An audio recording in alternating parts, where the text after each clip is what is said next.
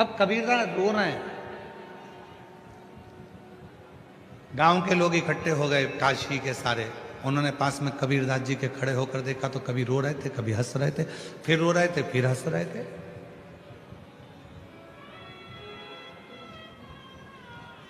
अरे कबीरा, कबीरा को हिलाया,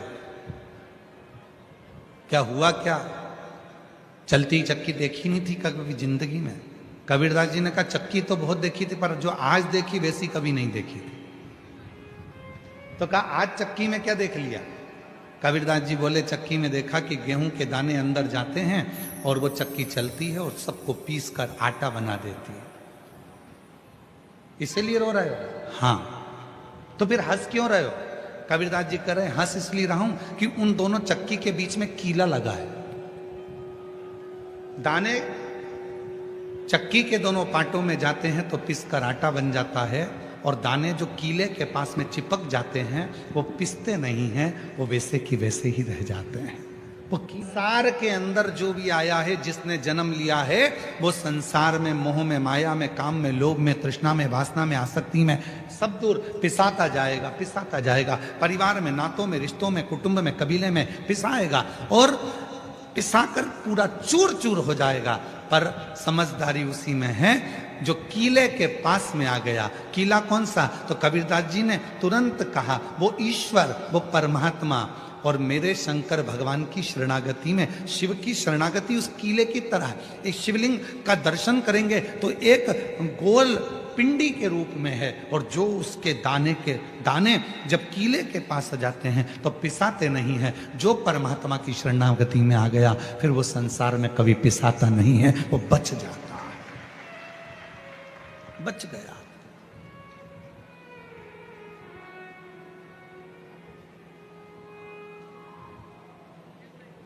भेजो अपने बच्चों को मंदिर तक, भेजो अपने बेटा बेटी को कि शंकर जी को एक लोटा जल चढ़ा। बेटियां कहेंगी मम्मी टाइम नहीं मिलता ऑफिस से, मम्मी पढ़ाई से, मम्मी इस काम से। पापा बेटे कहेंगे पापा टाइम नहीं है, मम्मी टाइम नहीं है। बेटा समझाओ, ठीक है, कुछ थोड़ा समय निकालो, थोड़ा।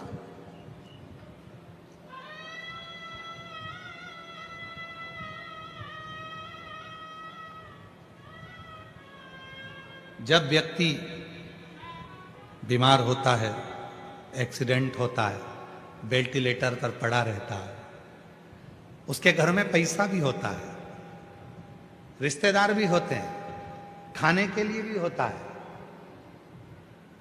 पैसे लगाने वाले अटैची भर के पैसे रखते हैं, डॉक्टर से कहते हैं तुम्हें जितना पैसा लगाना लगाओ, पर मेरे व्यक्ति को जिंदा कर दो, मेरे व्यक्ति को अच्छा कर दो। उसको जो लगे, मैं कर्जा कर लूंगी, कर्जा ले दूंगी, मैं अपनी रकम बेच दूंगी, मैं अपनी जायदाद बेच दूंगी, पर इसको अच्छा कर दो डॉक्टर साहब, इसको अच्छा कर दो। मकान गिरवे रख दिया, जमीन गिरवे रख दी, गहने गिरवे रख दिए, बच्चे दिन रात काम करते रहे उस व्यक्ति को ठीक करने के लिए। पर याद रखना, पैसा दवाई खरीद सकता है, पैसा पलंग खरीद सकता है हॉस्पिटल का, पैसा वेंटिलेटर खरीद सकता है, पर पैसा श्वास नहीं खरीद सकता। श्वास बढ़ाने की जवाबदारी तो वो प्राणपति परमात्मा भगवान शिव की ही है। धड़कने, श्वास कितनी देना है, कितनी प्रदान करना है, उसकी जवाबदारी उसकी है। पलंग खरीद लो, अच्छा हॉस्पिटल खरीद लो, अच्छे डॉक्टर खरीद लो, मुंबई से डॉक्टर बुलवा लो, तुम्हारी मर्जी पड़े तो सूरत से बुलवा लो, तुम्हारी मर्जी पड़े दिल्ली से बुलवा लो, विदेश से बुलवा लो, वो सब आएंगे, दवाई देंगे, खर्चा करेंगे, सब कुछ होगा। पर सब कुछ करने के बाद भी डॉक्टर कहेंगे कि उसके हाथ में कुछ है, हम मेहनत तो कर रहे हैं पर रिस्पॉन्स इतना मिल नहीं रहा। हम मेहनत कर रहे हैं, आपने हॉस्पिटल भी अच्छा चुना है, डॉक्टर भी अच्छे चुने, दवाई भी अच्छी चुनी, महंगे से महंगा काम करा, पर रिस्पांस नहीं मिल रहा। क्यों नहीं मिल रहा? क्योंकि उसने पैसा तो कमाया पर कभी पुण्य नहीं कमाया। यदि कभी पुण्य कमाया होता तो हॉस्पिटल में वो पुण्य काम आ जाता। थोड़ा सा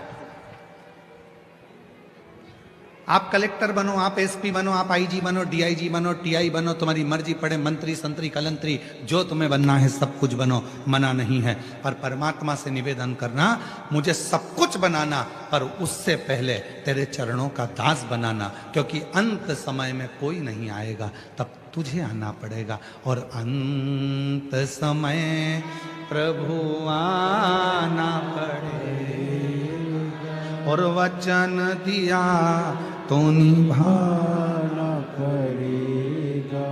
आए ना आए प्रभु कुटुंब कबीला, अंत समय प्रभु आना पड़ेगा, वचन दिया तो निभाना पड़ेगा, अंत समय प्रभु आना पड़ेगा। कौन आएगा अंत समय में? वेंटिलेटर के बाहर डॉक्टर कह देंगे आईसीयू में इतनी बजे से इतनी बजे तक मिलना, चलो बाहर जाओ, इतनी बजे आना, कमरे में कोई नहीं जाएगा, सब बाहर हो जाओ, रिश्तेदार बाहर, सब बाहर। याद रखना, उस वेंटिलेटर पर जब तुम्हारी अंतिम सांसें चल रही होगी, कोई पास नहीं आएगा, कोई नहीं। कौन आने? अभी हम यहां से आते हैं ना, इधर से, ये इधर से पुल के पार से, तो पुल चालू होता है, वहीं पर शमशान है, वहीं शमशान।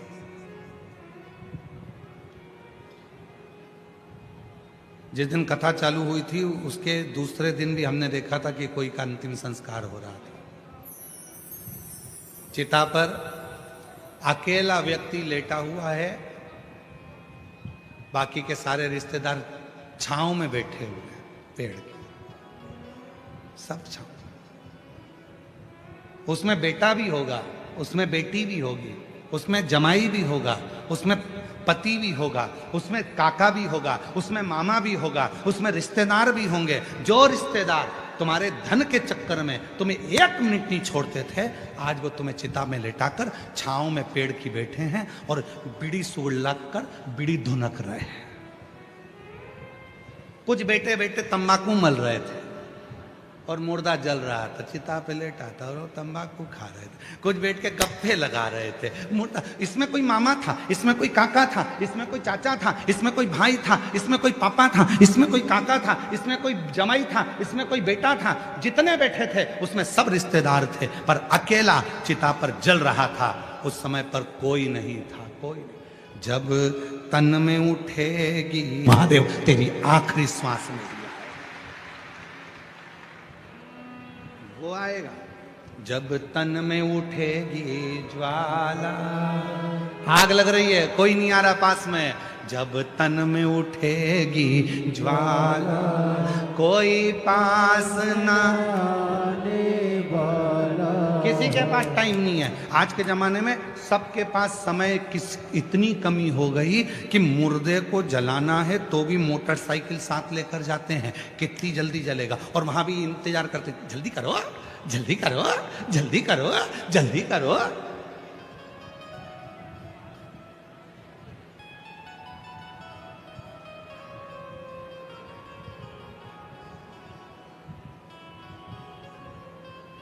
सब धरा का धरा पे, धरा की धरा रह गए। कौन है?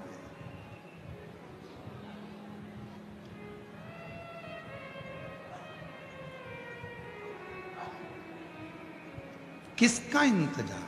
कौन करे? कौन?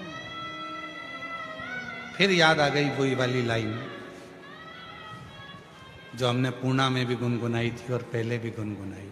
वही वही आपको आती है ना, सबको सब बोलना। और भीड़ में तन्हाई में, प्यार की गहराई में, मुझे तुम याद आते हो, मुझे तुम याद आते हो। बहुत उलझ गए संसार सागर में, रिश्तों में, नातों में, कुटुंब में, कबीले में कोई नहीं आएगा। तब भीड़ में तन्हाई में, प्यार की गहराई में, मुझे तुम याद आते हो, मुझे तुम याद आते हो। कब याद आएगा परमात्मा? कब याद आएगा तुम्हारा एक लोटा जल? कब याद आएगी तुम्हें शिव महापुराण की कथा? जब तुम्हें उलझन आती है तब शिव याद आता है, जब तुम्हें तकलीफ आती है तब शिव याद आता है, जब तुम बहुत तकलीफ में अड़ जाते हो तब पड़ोसन से जाकर पूछते हैं क्यों, वो सियोर वाले महाराज ने वो बताया था, वो कैसे करना चाहिए, तब तुम्हें याद आएगा कि शिव पुराण में मैंने ये सुना है, शंकर की कथा में मैंने ये स्मरण किया है, शिव की कथा में मैंने ये सुना है। मुझे तुम कथा सुनने के लिए मत जाना, अपने बाप से बात करने के लिए जाना, उससे थोड़ा बोलने के लिए जाना, वो तुम्हारे दुखड़े को समाप्त करे, वो तुम्हारे दुखड़े,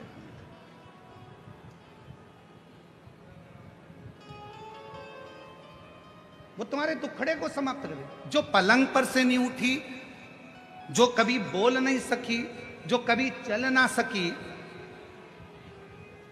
जिसका शरीर ही काम ना करे, जिसको विकलांग का सर्टिफिकेट दे दिया जाए, वो कैसे चलेगी, कैसे बोलेगी, कैसे सुनेगी? उस परमात्मा पर करो भरोसा, उस पर।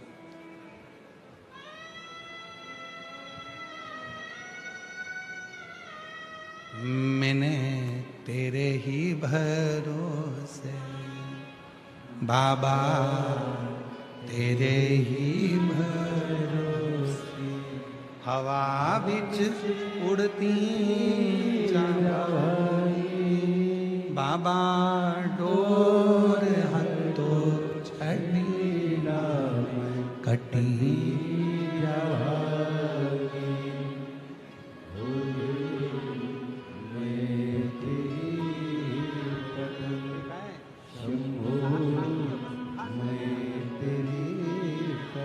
आई बोल रहे हैं जब ये 7 साल की थी तब से ही पलंग पर पड़ गई थी, ना तो ये बोलती थी, ना चलती थी, ना उठती थी, पलंग पर ही सब कार्य करती थी जब ये 7 साल की थी। और आज बाबा की कृपा से खुद चलकर आई है, ये शिव की कृपा।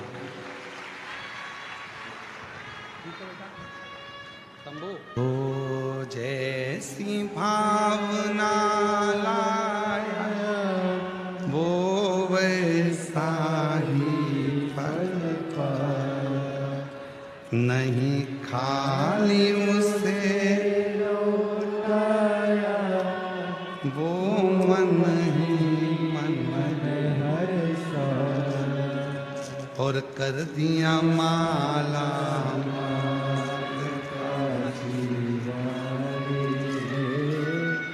लुटा दिया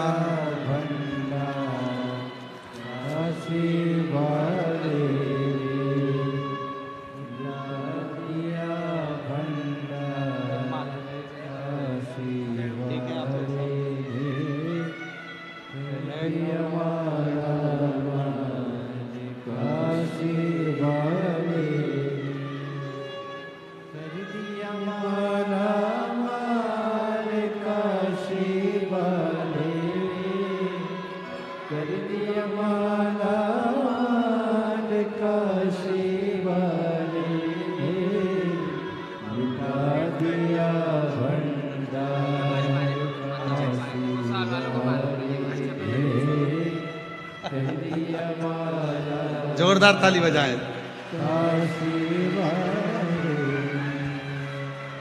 जो जैसी भावना लाया वो वैसा ही फल पाया, नहीं खाली उसे लौटाया, वो मन ही मन हर्षाया, और कर दिया माला माल काशी वाले, लुटा दिया भंडार काशी वाले। अपने बच्चों को शिव मंदिर तक भेजने का प्रयास, शिवालय तक भेजो। जब घर के बच्चे शिव मंदिर तक जाएंगे, शिवालय तक जाएंगे, शिवालय तक पहुंचेंगे तो याद रखना, वो बच्चे फिर कभी जिंदगी में किसी दूसरे के आगे उनको हाथ फैलाने की जरूरत नहीं पड़े। शिवालय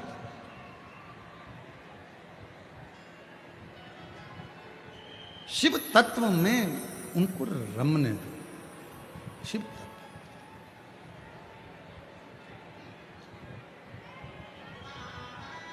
एक विश्वास, एक भरोसा, और जब भरोसा और विश्वास दृढ़ होता है तो शिव को मिलने में देरी नहीं होती। शिव मिलता है।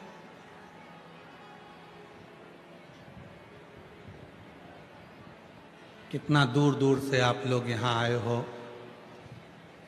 पूरे दिन भर धूप में तपते तपते आप इस कथा का इंतजार करते हो, पूरे धूप में तपते थे।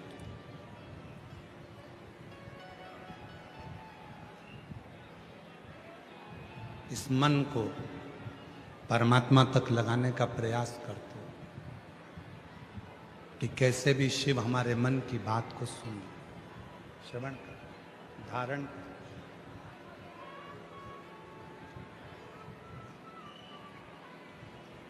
उसको भजो।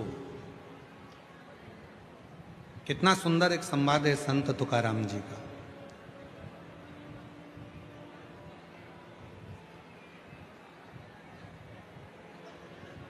और आप लोगों तो भुसावल नगर के हो। ताप्ती पुराण में